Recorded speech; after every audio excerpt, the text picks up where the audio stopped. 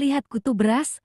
Kalau kutu beras itu punya kutu, maka kitalah itu di pandangan Allah. Karena lemahnya kita, maka langkah paling benar adalah kita bertawakal kepada Allah. Maka Allah akan mengurusi permasalahan kita. Kalau Allah yang mengurusi, semesta raya semua ini tidak bertabrakan karena ada Allah yang mengurus dan memelihara. Benda-benda yang jutaan miliar triliun lebih besar dari bumi saja bisa diurusi. Apalagi mengurusi urusan kita yang lebih kecil dari kutunya kutu. Sangat remeh bagi Allah. Kenapa kok kita tidak diurusi oleh Allah? Karena kita merasa besar, lebih besar dari Allah. Malah mau menakut-nakuti Allah dengan suatu amalan. Padahal kita merasa bisa ini itu. Itu hanya ego kita sendiri, tak bernilai apa-apa. Bersihkan diri dari pemikiran yang melenceng. Ibadah itu penyerahan diri kepada Allah. Ibadah itu bahasa Arab, artinya hamba. Penghambaan diri kepada Allah.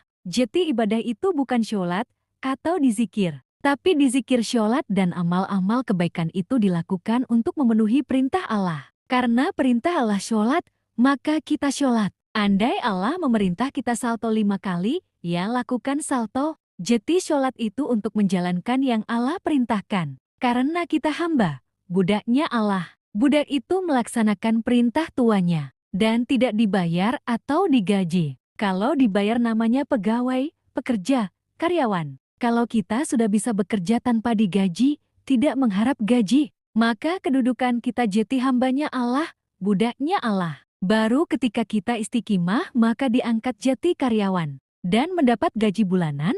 Kalau sudah istiqomah, baru akan diangkat jadi punya jabatan, wali-walinya Allah. Jadi Allah tidak bisa ditakut-takuti dengan amalan apapun. Karena Allah lebih besar dari semua alam semesta ini, kecuali Allah itu kecil. Sehingga bisa ditakut-takuti misal pakai golok atau disulut api. Allah itu Tuhannya, kita itu hambanya.